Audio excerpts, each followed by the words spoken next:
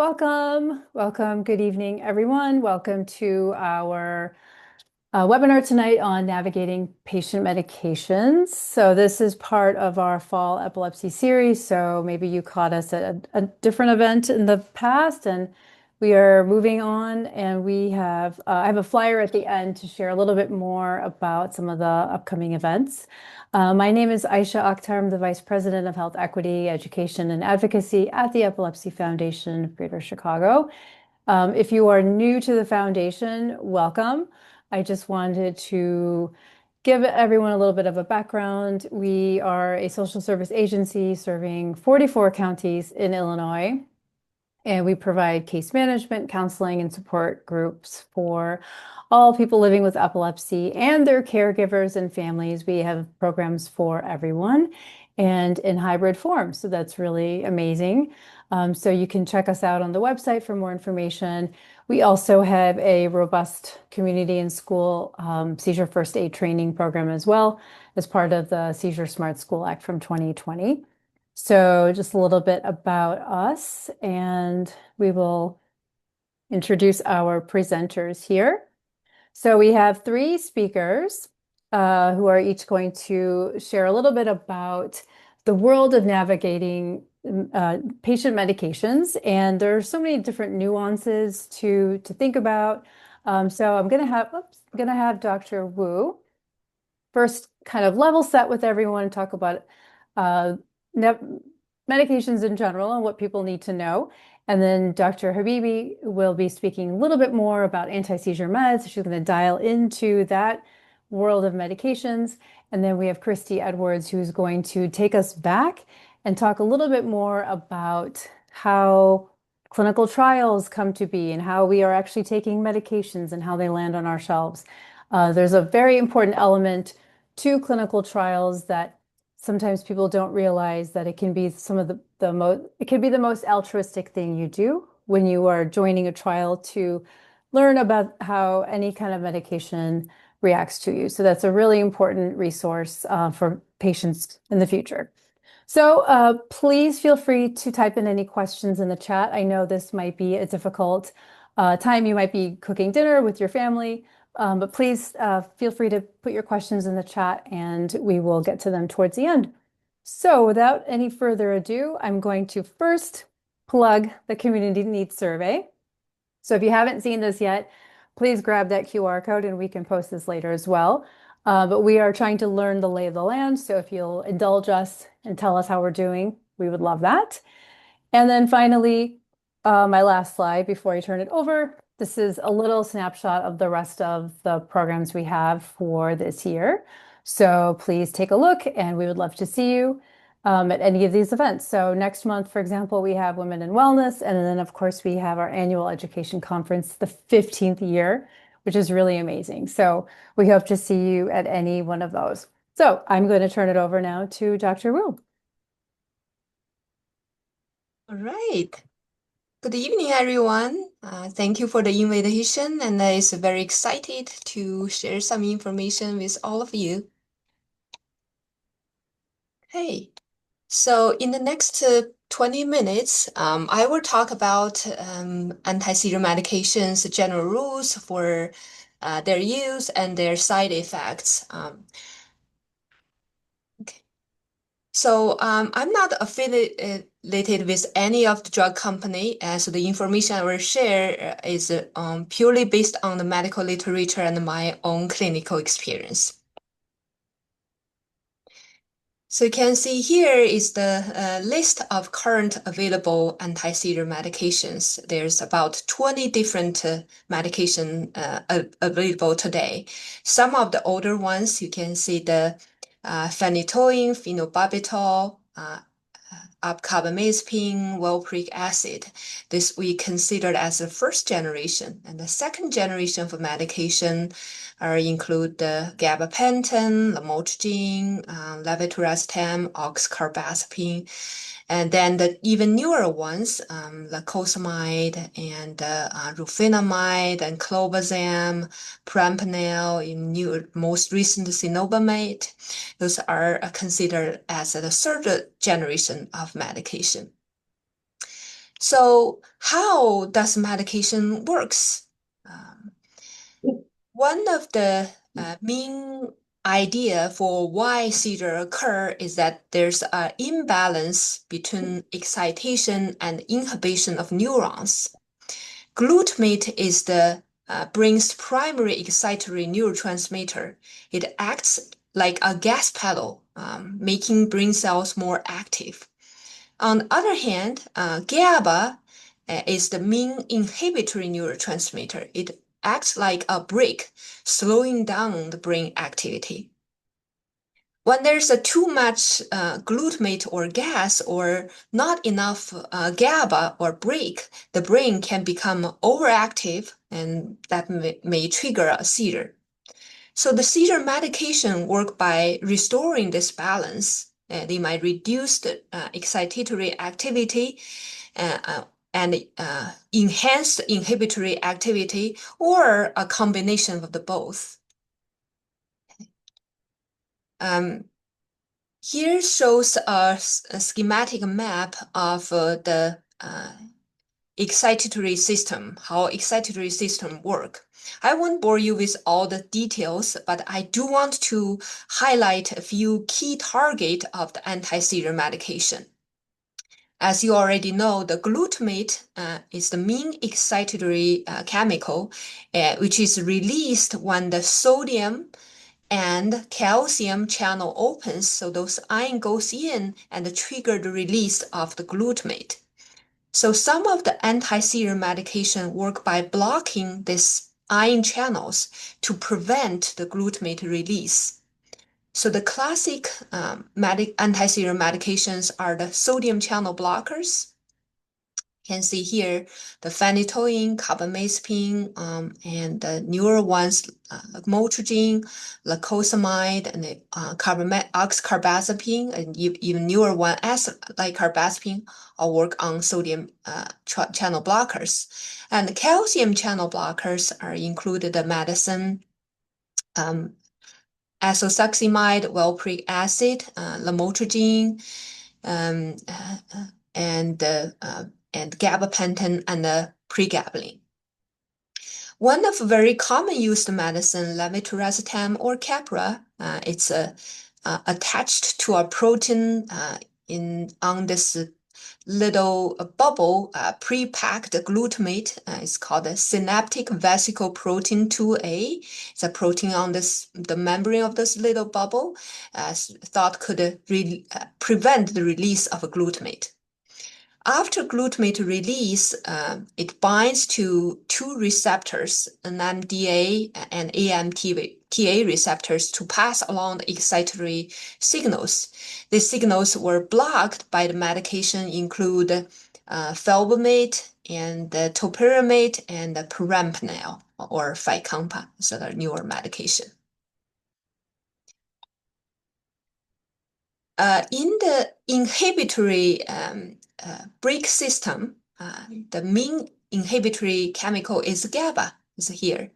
So we want more GABA to prevent seizures. Some medication reduce GABA breakdown, include the valproic acid and vigabatrin and tiagabine to prevent its recycled GABA. Others medicine to enhance the GABA receptor activity. It's to strengthen the brake system. That's include benzodiazepine, include lorazepam, clobazam, and midazolam, and also the other medication, felbamate, topiramate, zonisamide, and also phenobarbital. So also want to point out is vitamin B6 acts as a cofactor for the enzyme that's generate GABA. So you often see the patient with vitamin B deficiency lead to generate seizures. So your doctors might to replace the vitamin B6 to enhance the GABA effect. Some medication can have both GABAergic or work on reduced glutamate. That's include several medication, valproic acid, lamotrigine, zonisamide. So just to summarize, the sodium channel blockers are the phenytoin, carbamazepine, oxcarbazepine, and acylcarbazepine, lamotrigine, and the newer ones, lacosamide, etc. And the calcium channel blockers, the isosuccinimide, valproic acid, zonisamide, gabapentin, pregabalin, and works on the protein SV2A, that's the levetiracetam, and the second generation brivaracetam. And the blockage action of a glutamate receptor, as topiramate, perampanel, and felbamate. So the medicine works on the brake system, the reduced GABA breakdown, valproic acid, and mainly is used in the pediatric population, the vigabatrin and tiagabine, and the enhanced GABA receptor, as the benzodiazepines, phenobarbital, topiramate, and zonisamide, and supporting GABA generate the vitamin B6. The medicine works on both systems. So there's so many medication.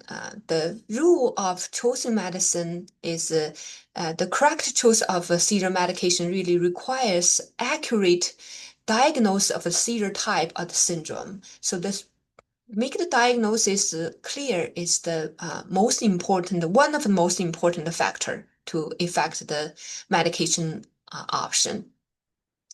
So the right medicine can maximize the seizure control and minimize side effect. We know there's two big category of epilepsy. Generalized epilepsy is start from the both hemisphere and focal seizure from the one part of the brain. So for the primary generalized epilepsy, we want to choose some with the broader coverage. For example, levetiracetam, lamotrigine, valproic acid, isosuccinimide, zonisamide, because sodium channel blockers might worsening generalized epilepsy, particularly absence seizures. Okay, so avoid sodium channel blockers and gabapentin, pregabalin in the primary generalized epilepsy, particularly absence seizure.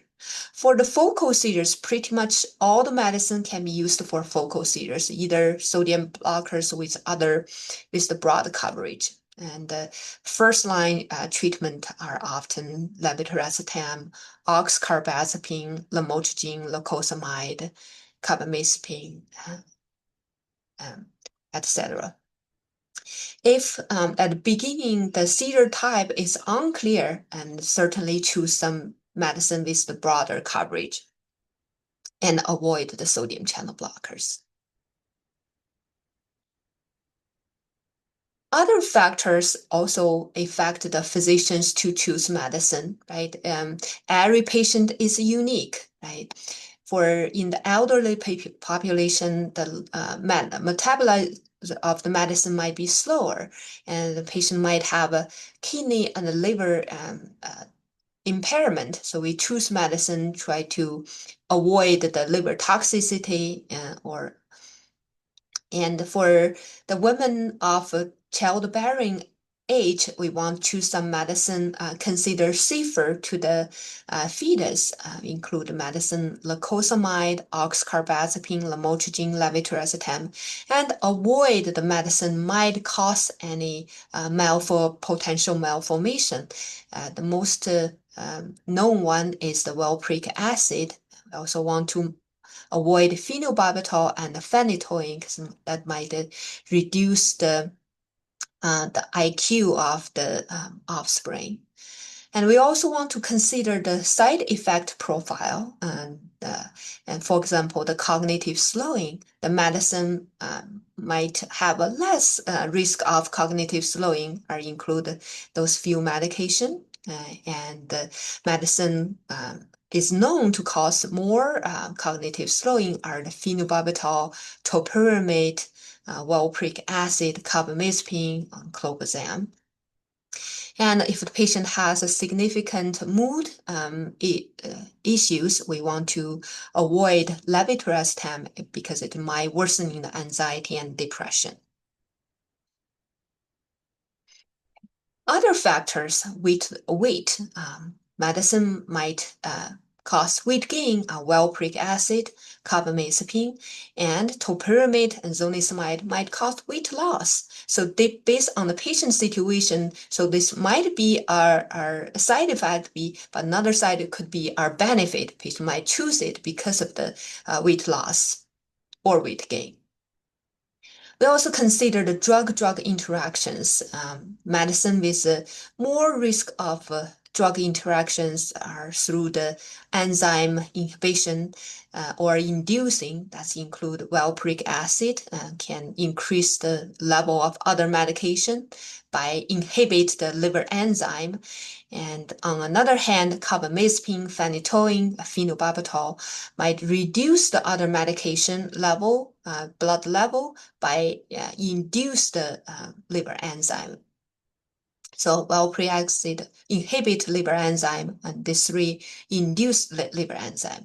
And the rest of this few medicine has less potential of drug interaction.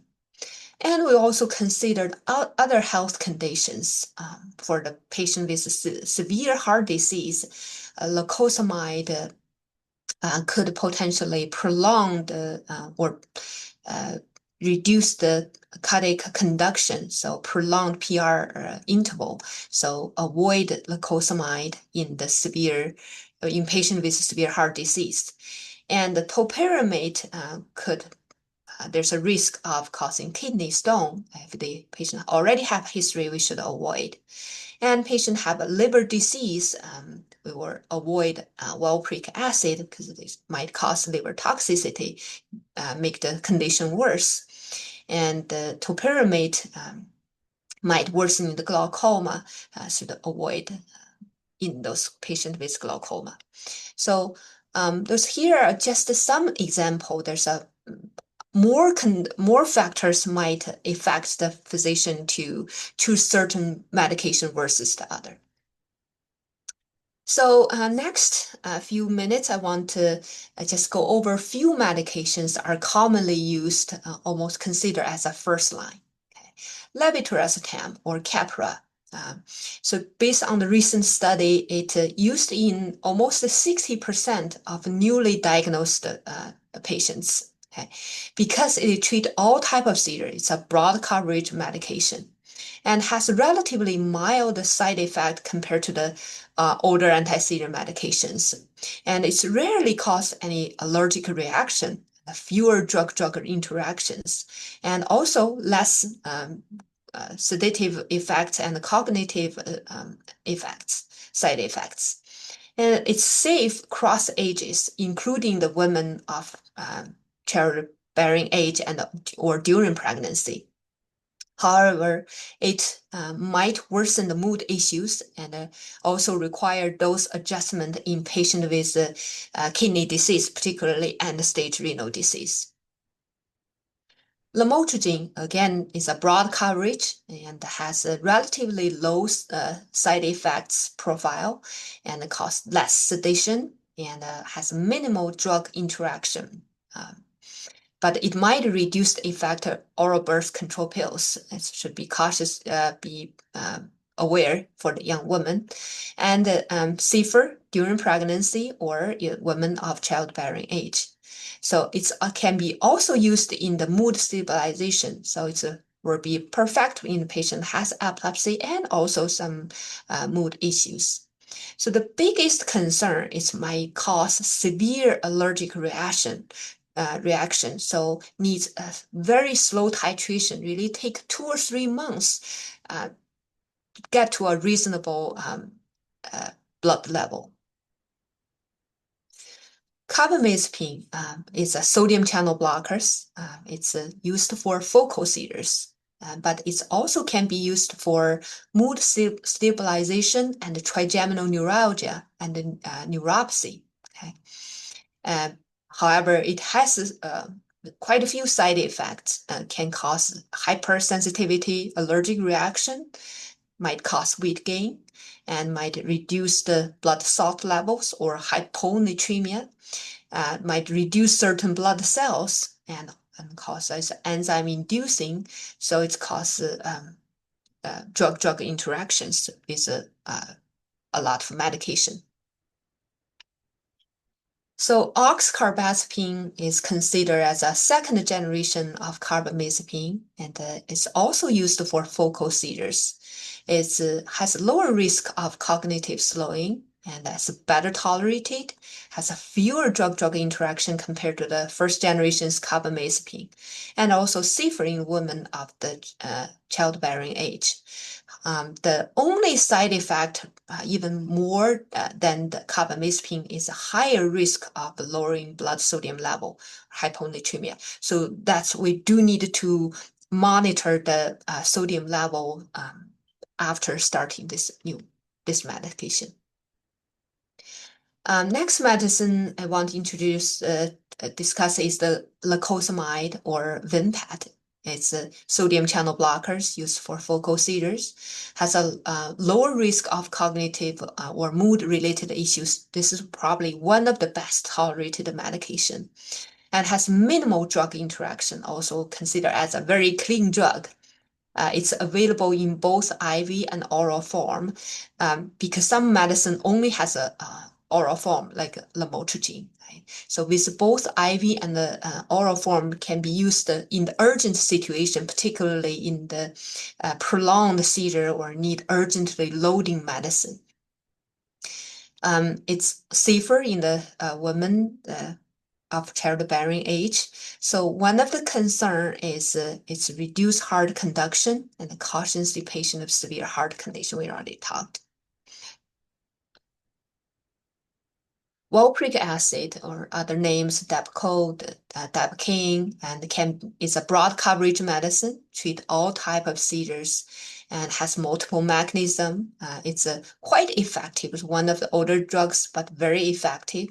So there's a lot of potential side effect, weight gain, significant drug-drug interaction, and more sedative than the other newer medications.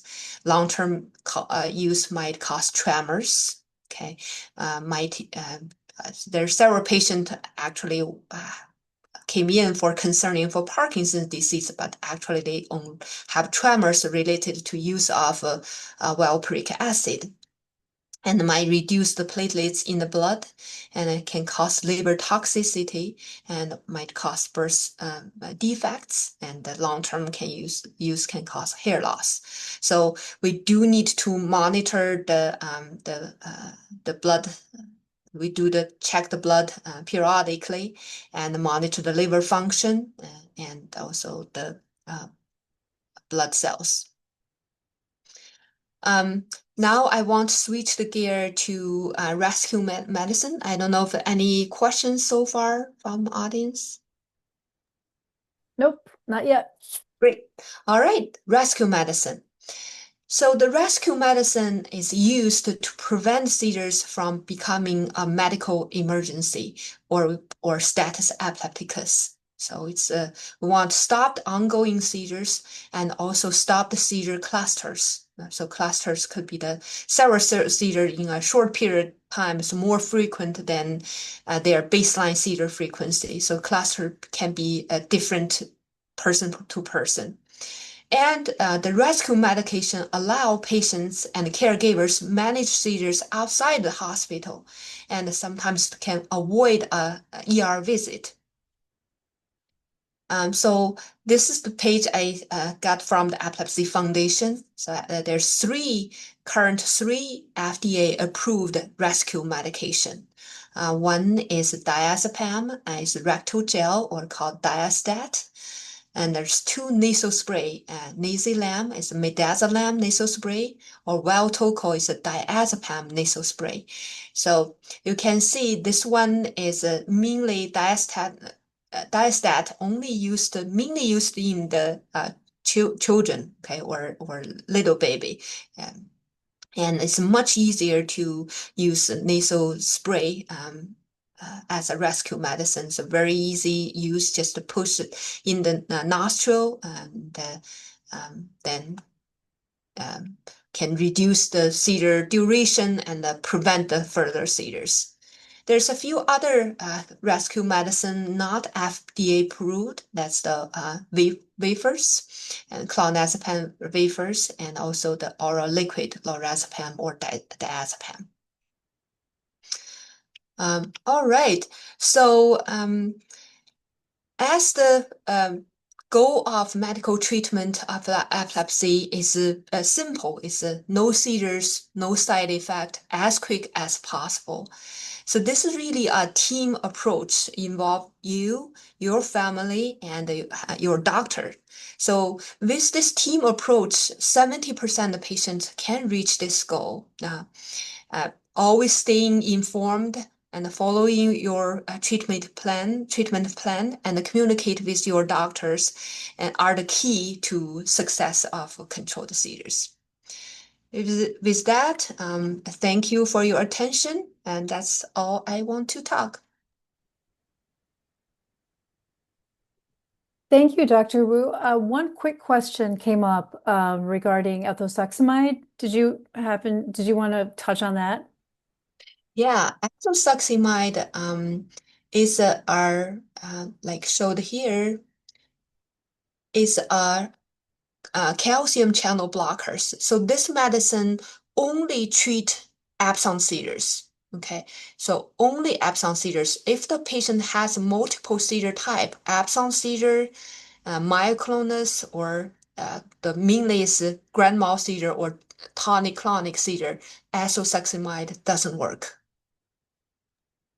Okay, thank you. And then one more question as a follow-up to you before we go to Dr. Habibi. Can an oral solution be used intravenously? Or are they kind of separate formulas? No, they're separate. Okay. Okay, thank you. All right. Wonderful. Let's dive in with Dr. Habibi.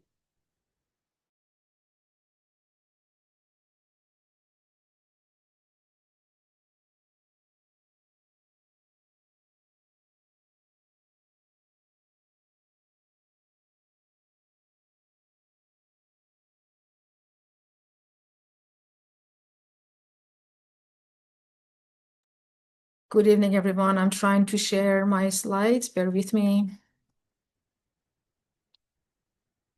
Can everybody see my slides? Yep. So thank you, everyone, for joining us tonight. I'm a clinical pharmacist at University of Illinois in the neurology department. And there's going to be some overlap. It's difficult to talk about anti-seizure medications and not have some overlap with what Dr. was so nicely just covered. But I'm not going to stay on those sections that Dr. Wu has already. I'm just going to go through them much quicker.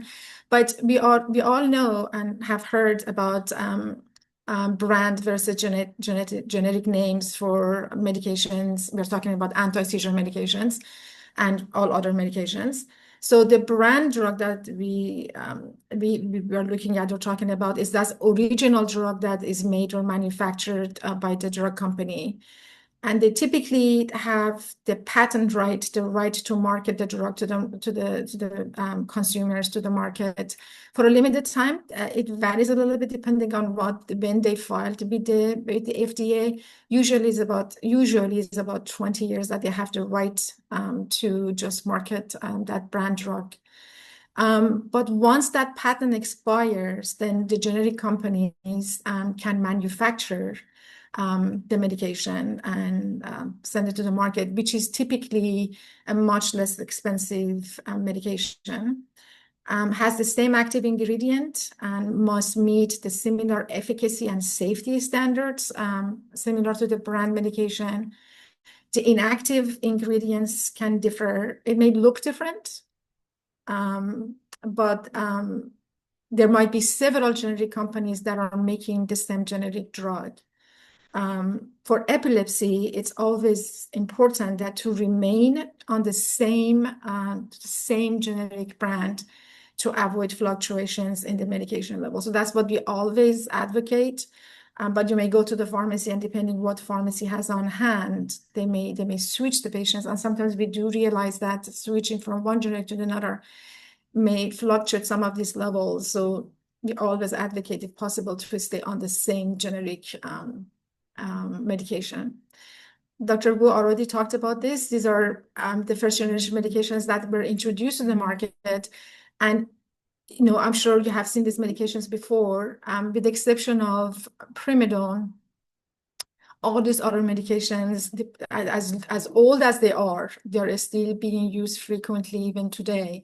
One nice thing about the medications being this old is that we know a lot about them. We know about how efficacious they are, how they work, what are the possible side effects, what they're going to do. So we have a lot of information about the medications that have been in the market for so long. As Dr. Wu mentioned, ethosuximide is only used for treatment of absence seizures.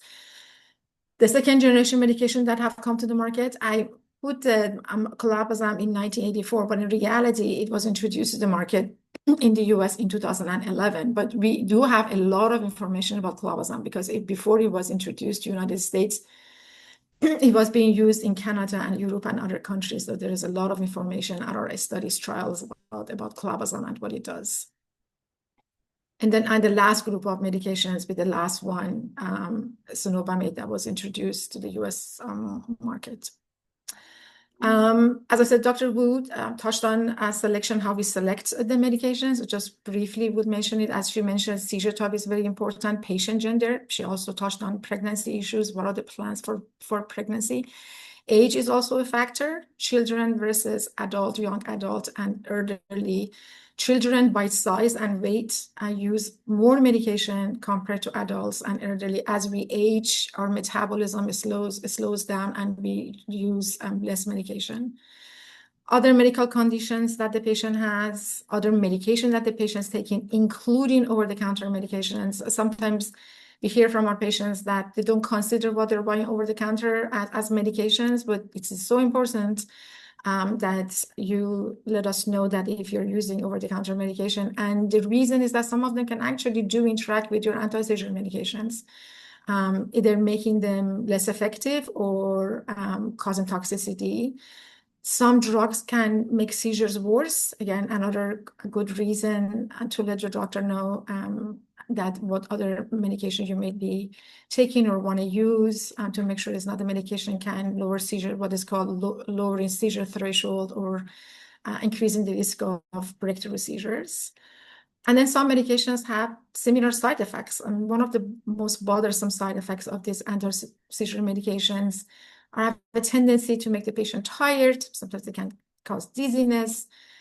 So those type of side effects. So if you're on multiple medications that have similar side effects, then obviously there's a risk of for having experiencing the same adverse events, even if you're at the lower dose of your anti-seizure medication. So it's very important that you share all that information when you come to the clinic. The other thing that is very, very important, if you experience an allergic reaction to a medication, then we know which other medication we need to avoid. For example, if the patient has had an allergic reaction to phenytoin, then we know which other anti-seizure medications we need to avoid and not be prescribed so that we avoid a second more severe allergic reaction. What other medications has ever been tried in the past and why were discontinued? A patient didn't tolerate it. At what dose the patient didn't tolerate it? Didn't control the seizures, at what dose and at what level it didn't control the seizures. So those are all important information when we are selecting or switching the patient to another anti-seizure medication. Also keeping in mind the properties of the medication itself. Does it work for one type of seizure or multiple type of epilepsies? As Dr. Wu mentioned, is it broader spectrum or narrow spectrum medication? How long does it last, which is a technical term that is called half-life of the medication, which basically what that means is the time that it takes for 50% of the medication to be eliminated from the body. For that reason, is the medication taken once a day? Is it going to last that long, or does it need to be taken twice a day or more frequently? So medications that have a long half-life, typically are designed to be taken once a day.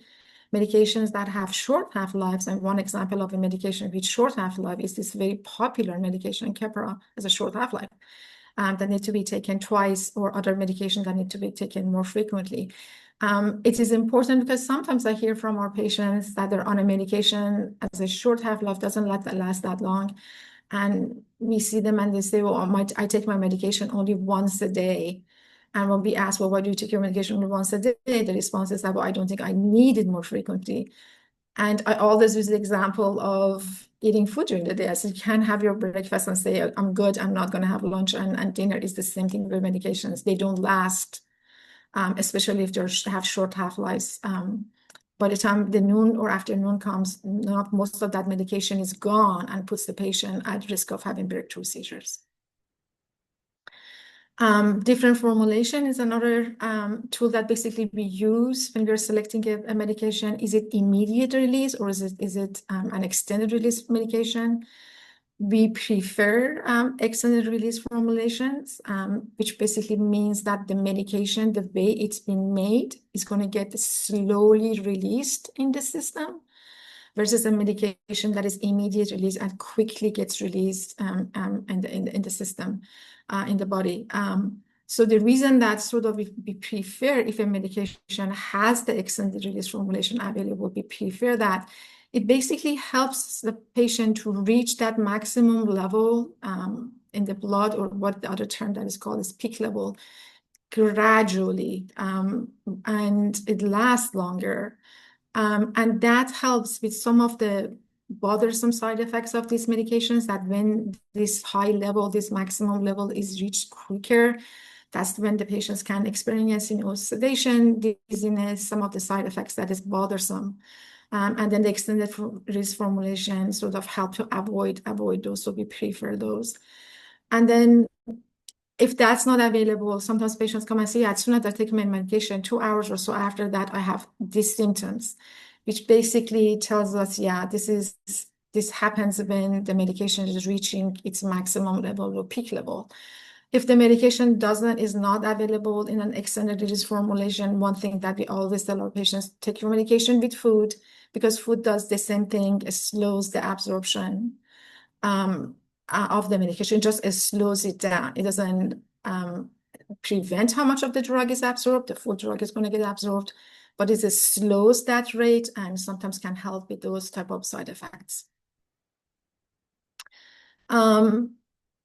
These medications, because of some of these possible side effects that Dr. Wu was mentioning, are usually started with a titration. I'm sure if you're taking these medications, you're familiar with it, that your physician gives you a titration schedule, tells you how to start this medication and slowly increase the dose.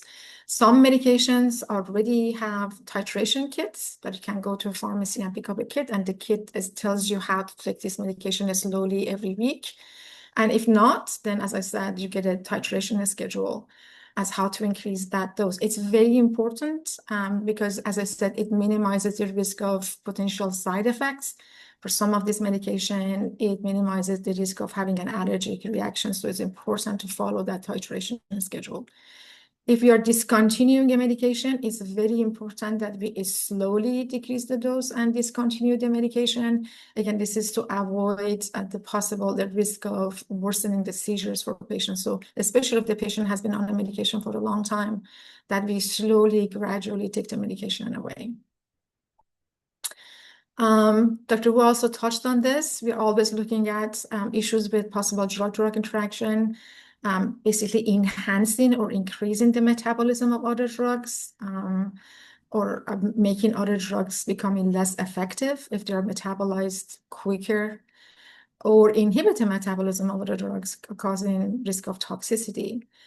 And the same issue as I initially mentioned, other drugs enhancing or inhibiting the metabolism of the anti-seizures, if are enhancing its metabolism, making them less effective, or if they are inhibiting their elimination, increasing the risk of or potential for toxicity with anti-seizure medication. So we're always looking at those issues. So I'm going to sort of switch a little bit here and talk about medication formularies, which basically is a list of medications that are covered by the insurance health plan. They specify which medication is covered, which one excluded, brand versus generic, and the cost. Obviously, brand drugs are always have higher cost. One term that we come across is this medication tiers, and medications are divided typically into different tiers and based on their cost and clinic use from 1 to 4. And the cost of with tier 1 would be less, and the higher cost would be with tier 4. You can always look up the status of your medication in the formulary, either by checking by category. For example, if you go under in the formulary, if you look at the anti-seizure medication and you're wondering if lamotrigine is covered or not covered, you can always look it that way. Or you can just check the drug in the formulary index, and it will tell you if the plan is covering this medication or not, or what are the limitations with the coverage of that medication. Some of the abbreviations that you may come across, you might be already familiar with these terms. One of them, very common one, is PA, or prior authorization is required. That the health insurance is basically wants the doctor's office or the clinic to submit for prior approval, getting permission to use these medications. We do get these sometimes for anti-seizure medications, and we need to submit a request of prior authorization to get the approval to use as a specific medication. Another term that we come across is this QL, or quantity limit, and that the health plan has a restriction on the amount of medication that can be obtained within a specific time period. Some of the other terms, LA, or limited access, that medications are not fully covered or required additional step for coverage. ED, or excluded drugs. Step therapy is another term that we come across frequently. And it's not only for anti-seizure medications, it's for other classes of medication as well, that the health plan asks or requires that a different form, a generic or lower cost medication options are tried first. And they want that to be tried first before sort of they allow another sort of medication from so it's a step therapy to be used. And we usually, get this in the letter that we receive, that you have to use medication A or B or C, 2 of this category before you can use the medication that you're requesting. There are other terms in formularies, abbreviation. This is not reimbursed, not preferred, or not formulary. We see those terms, obviously, we change here. It's not very common with anti-seizure medications just because of the nature of epilepsy. But again, we do come once in a while. We do come across those terms for anti-seizure medications. We do submit for, as I said, for anti-seizure medications if the health plan requires a PA to be submitted. Once in a while, we do get a denial that this has been denied for one reason or the other. I have done this often enough that I know what needs to be done. And then we submit an appeal the health plan denial. And I will tell you that 99% of the time we get the medication approved. And then addressing the quantity limit, this is another common thing that we may come across, that there is a limit of number of medication that the health plan allows us to use. Sometimes we do come across this if we exceed the number of tablets that the health plan allows us to use per month. If we are, for example, we are prescribing lamotrigine and we are using lower dosage form, and the patient ends up to be on multiple tablets a month. Or I have come across this with lacosamide. If, for example, we're using 100 milligram tablets and the patient ends up to be using more tablets per month, and the health plan wants you to use only, 60, as of I'm thinking about 60 tablets a month. So we do come across this, but there's always ways around it to fix it, and we'll work on it. And as I said, 99% of the time we get it fixed. That was my last slide, and I'm happy to answer any questions. Amazing. Thank you. Both of you gave so much information, so informative. There are quite a few follow-up questions. I don't know if you want to answer them in the chat or we can let Christy go and then we can answer them later. What would you, or you can answer them in the chat while Christy starts. Sure. Whatever you would like. I know, Dr. Wu, there's a few questions that are for you, and there's one on midazolam that came up. So maybe Christy, why don't you go ahead and start? You can bring us back and kind of zoom out and talk about clinical trials. And then if Dr. Wu and Dr. Habibi can go in the chat and take a look at those, then there will probably be follow-up questions. So why don't we do that? Okay. Thank you. Thank you. So I feel like my slides will be, pretty easy, very chill, and this will be more of a conversation. So again, my name is Christie Edwards, and I work for Inside Edge Consulting Group. It is a minority-owned consulting firm that is looking to be the most valued partner in reducing health disparities in medically underserved communities. And I'm going to share the work that I do, but more from the lens of me working in the community, just so you can kind of get a snapshot of the work that I do. So with us being a consulting firm, we do have clients. One of our clients is Johnson & Johnson, and that is actually the company that I do the clinical trial or medical research education on behalf of. So my role or my title, it is Community Clinical Navigator. So the clinical trial space is definitely a new road for me.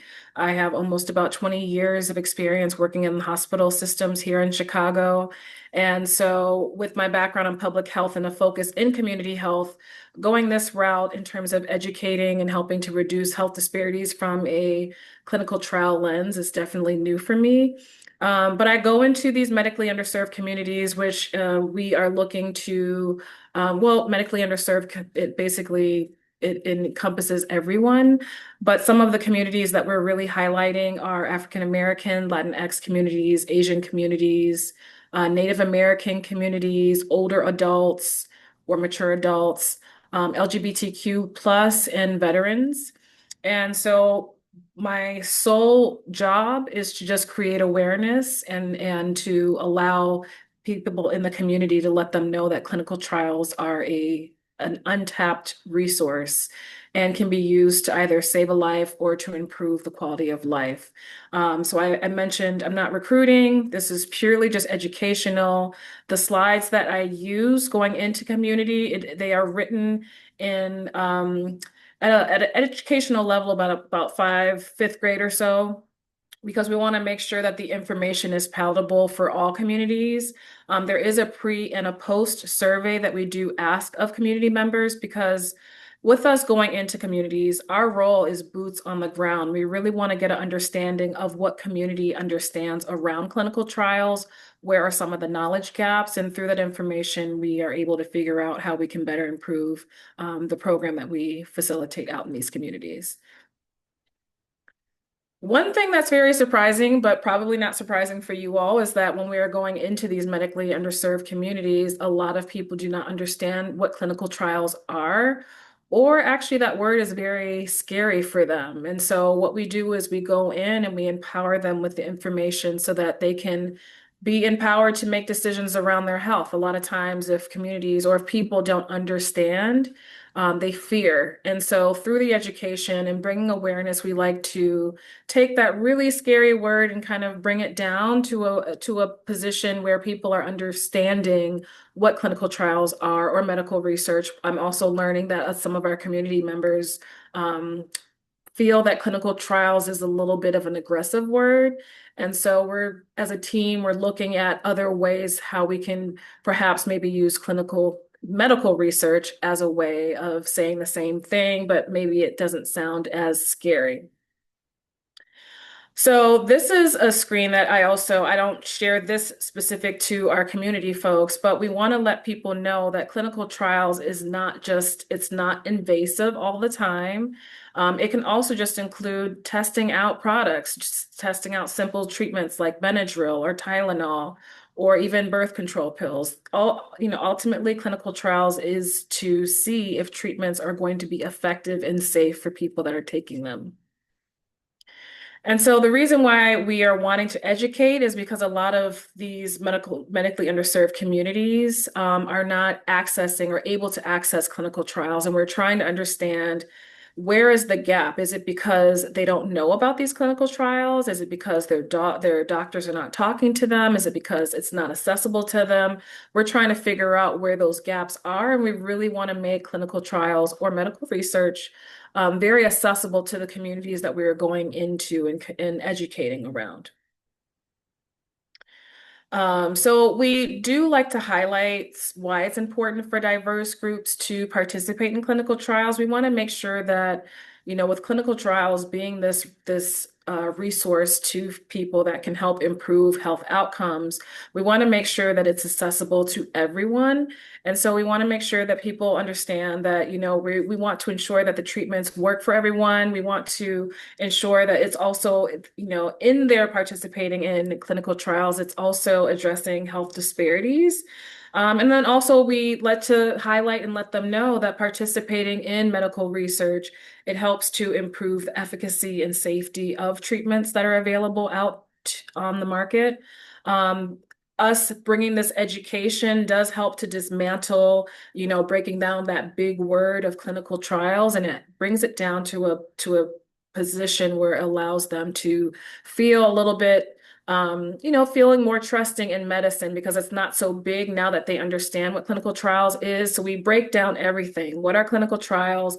What to look for? Who are the people, places, and things behind the scenes to ensure that clinical trials or medical research is done safely and effectively? We also let them know that in participating in clinical trials, that it is a way of advancing personalized medicine. And then it's also, again, ensuring that access to these treatments is equitable for everyone. So in one of the, it's not on this particular slide, but I did pull some data from the FDA drug trials snapshot. We show them a graph. We show them on one side of the graph, there is data on what like the approximate census of, ethnic groups that make up the US population. And then next to that graph, we have a graph of those same population groups participating in clinical trials. And of course, data does not lie. Data always tells a story. So showing community that, hey, on one side, we're showing and demonstrating this is the approximate percentage of people that make up the US Census. And then on this side is the approximate percentage of those same communities or ethnic groups that are participating in clinical trials or not participating. And when they see that, it basically, it does give them some food for thought, because ideally we would like to have all of those graphs kind of equal and not, groups on the lower end. And so we let them see that data tells a story. And I also share with them too that, when diverse groups are not participating in as testing treatments, our goal is to ensure that treatments are available to everyone and that it's accessible to everyone and it's not just specific to one group, because we want to make sure that all treatments are safe and effective for all diverse populations. So my call to action, just, and this is a pretty brief slide deck, but my call to action is really, sharing with you all the work that I do. It's here in Chicago, and I also am doing this work in Detroit. The need is great. A lot of people are starting to come around and starting to learn more about how clinical trials can be used. When I am educating folks around clinical trials, I use my lived experience.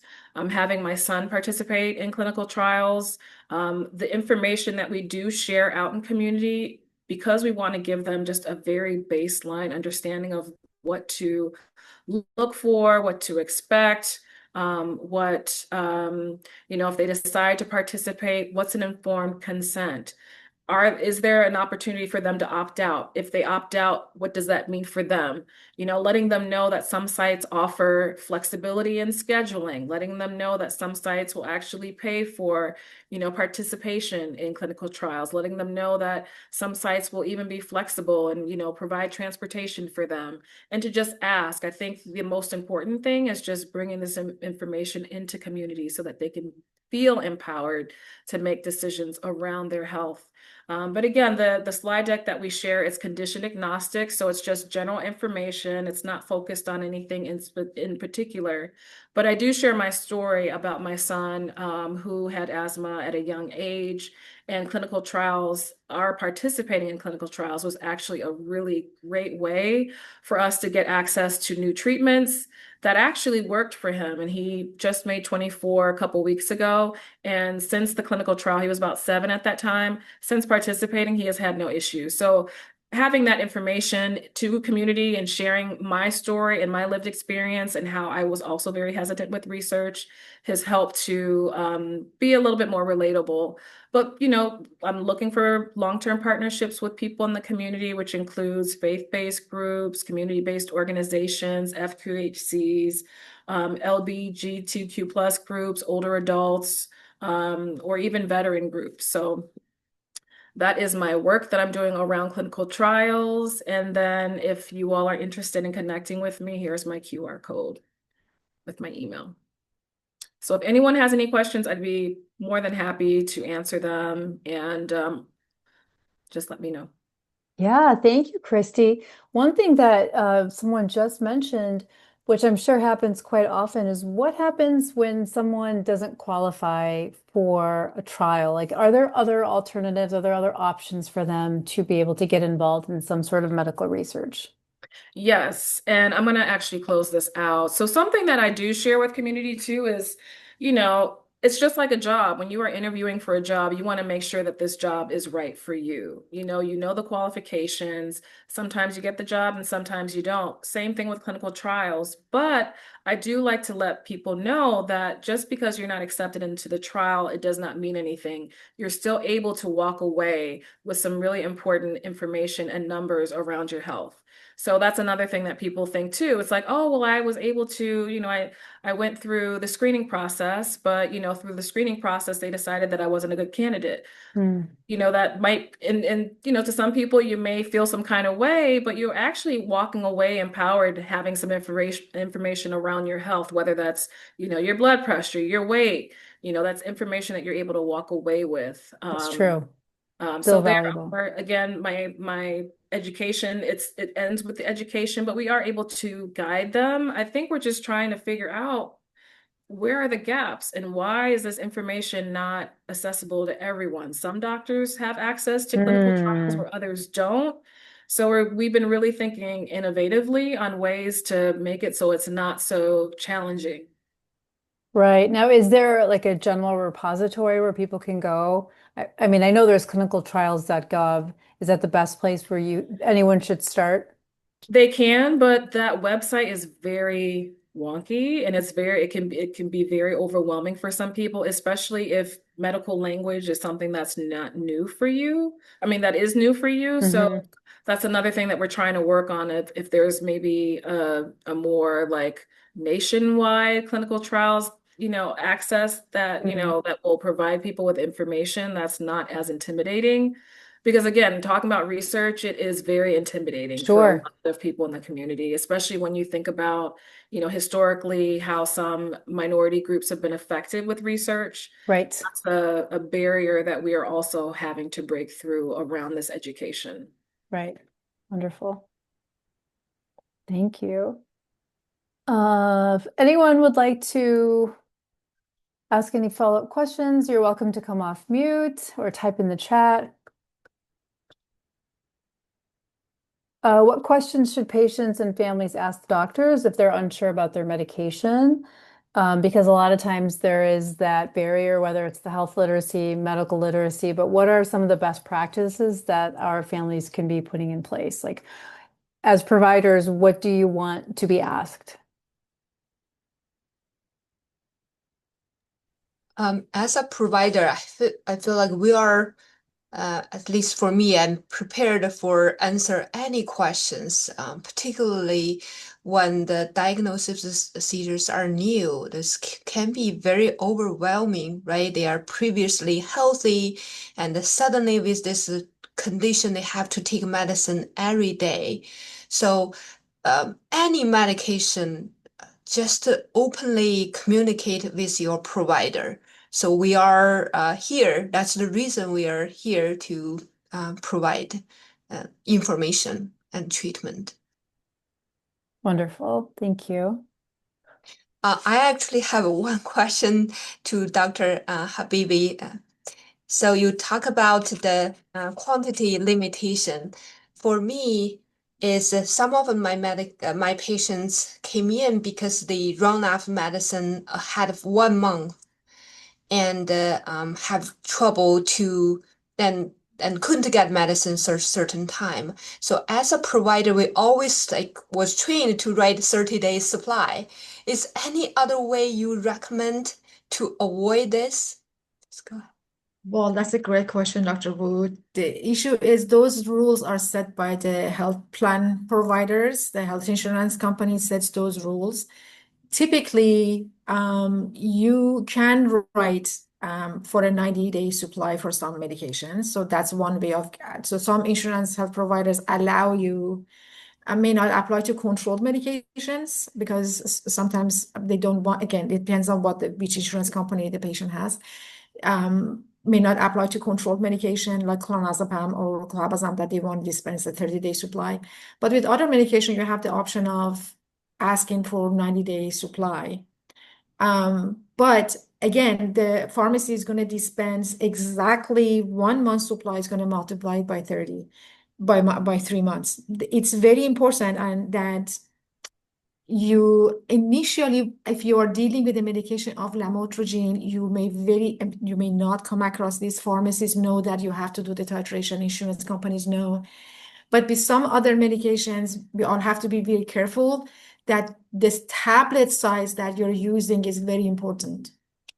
So, for example, sometimes what I do, I use that larger tablet and I tell the patient to cut it, so that I don't come across, and a good example would be lacosamide, that I know that I have to use less, or for this patient, we have to use less because of the sensitivity patient has, but I know that I'm going to run into whatever issues. So that the insurance company wants me to do this or that. So sometimes I do that. I use a larger size that the insurance company wants me to use, get 30-day supply, but I'm not going to go to that dose, and I have the patient cut the dose and cut the tablets. We do that all the time. It's unfortunate. I don't know if I'm making it clear, but we do that all the time so that the patient has the quantity that they need.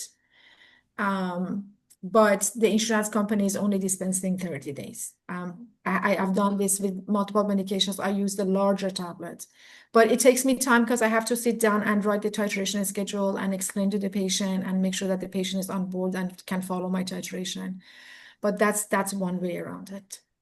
Can I write Christie, 35 days of supply and then patient get refill every 30 days? No, Okay. no, unfortunately. Sometimes you can write for higher, as I said, for higher doses, which sometimes I have seen that happen. And then, as I said, the patient gets, or you can say TID rather than you want your patient to take BID, but you write, for example, for Keppra TID, and the patient would get more tablets, and you bypass that. One risk of doing that, you have to make sure that your patient is well educated and there is no risk of toxicity and overdosing. So if you have a patient who you feel comfortable that they're able to do that, sometimes I have seen that happen, that the medication is twice a day and the physician writes for 3 times a day and tells the patient, this is what I'm asking you to do because I need to do this. But education for those patients plays a significant role to make sure that the patient is completely understanding what you're trying to do. right. But I have a follow-up question. You talked about the half-life. So if we're able to break a pill in half, how does that impact the half-life? Or is it just for specific pills, specific circumstances? Well, that's a great question, Aisha. Breaking the tablet is not going to affect the medication half-life. You're not supposed to break the extended release formulations because that is going to destroy the way the medication is packaged, and the medication is not going to be extended release anymore. So we don't do that. Okay. But if a lacosamide is not extended release, I ask our patients, they get a pill box from Walgreens, is a few dollars, and they cut the tablet in half. Perfect. I have done that. Multiple times. Perfect. But it won't know the medication. Those things don't affect the half-life of the drug. Perfect. Christy, you had your hand up. Yeah, okay. Yes, I hope this is well, I figure my father's epileptic, so I'm hoping that I can just ask a question.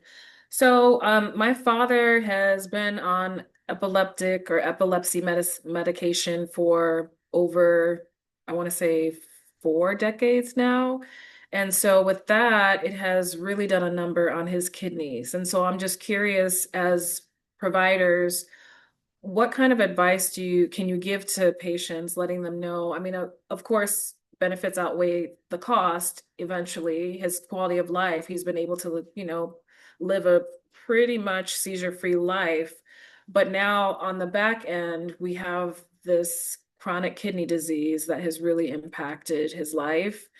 Um, are there any recommendations that you have in terms of medications that may not necessarily create such havoc on his kidneys? Or what kind of advice would you offer to patients that may be a little nervous about those side effects over time? I can go first. So, one dose of a medicine doesn't fit uh, always, right? If your dad has taken medicine, the same dose for many, many years, certainly need to check the levels and some of the common used medicine like levetiracetam, we do adjust the dose based on the kidney function. And you can always check the Keppra level and to see if it's too high or too low and adjust the dose based on the level. Um, Several medications do require those adjustment based on the age and the kidney function. I don't know if Dr. Habibi, any. You're completely correct. So our medications use the kidney to leave the body, but they don't do anything. Sometimes I hear that from our patients, to the kidney. They just use the kidney as a vessel to leave. For example, Keppra, as Dr. Wu was mentioning, it literally uses the kidney to be medications like food. They have to get excreted from the body. So Keppra uses the kidney, and you just basically you lose it in your urine. Doesn't do anything to kidney. It's just using the kidney to be excreted. So, and as Dr. Wu mentioned, there are medications that we know, like Keppra, that uses the kidney to leave the body. So we always, for those patients, especially as we get older, we know what happens to our kidneys. It happens to all of us as we age. It's very important, especially if you have an elderly patient, or that your dad is elderly, that I'm sure they're checking the renal function, and Dr. Ward mentioned, and this dose is specifically to that renal function, and see how much this patient needs. The patient that has a lower renal function obviously will need so much less than somebody who has a normal renal function or kidney function.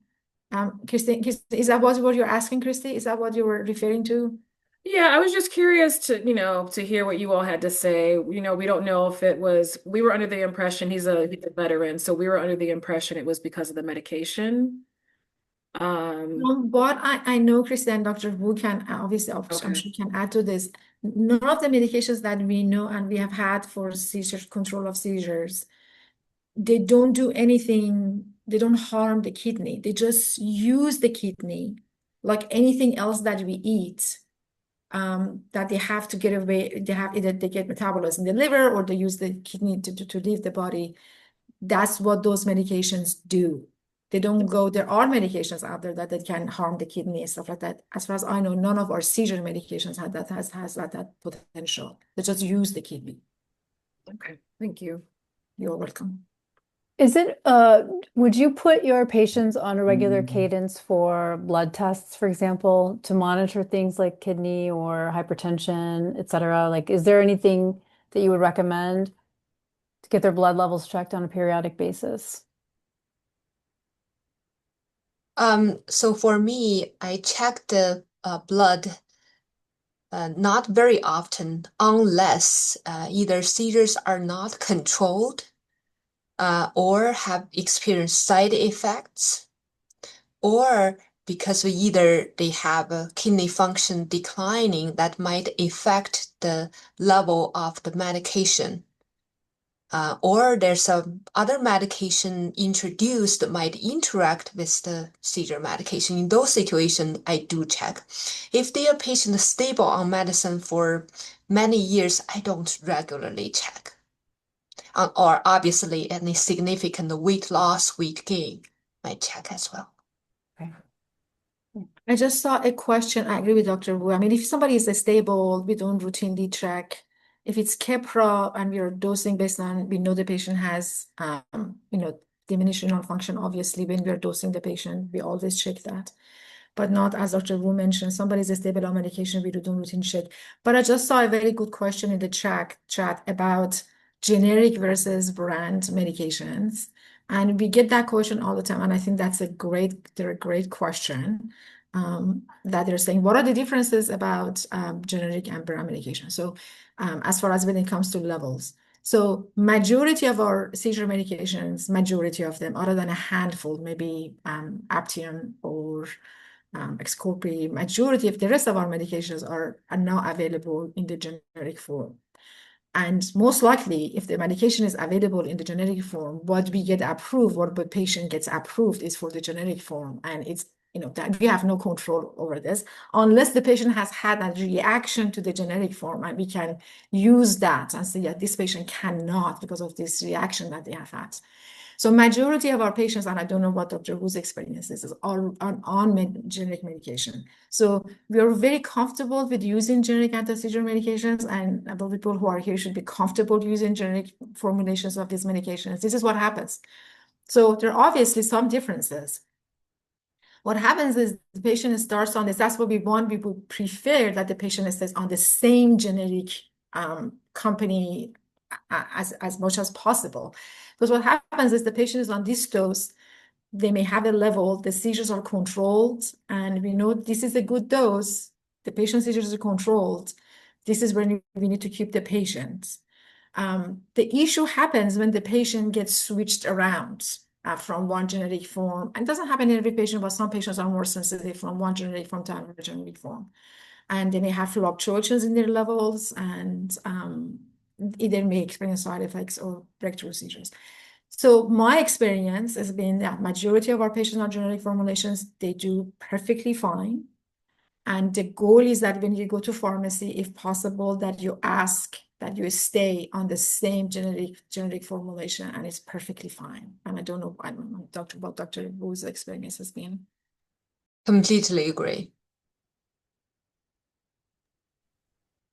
Thank you. We are just about at time, and I know looks like Dr. Wu, you're still at the clinic. So, and Dr. Habibi, thank you so much. And Christie, thank you for being here, and thank you for sharing the story about your father as well. I hope everyone got something out of this amazing, informative webinar. Thank you to our presenters. As I mentioned at the beginning, this has been recorded, so this will live on our YouTube page. So thank you for each of you, for your contribution to the community, and I wish you all a good night and see you at the next event. Thank you so much. Thank you. Bye, Thank everyone. you. Bye.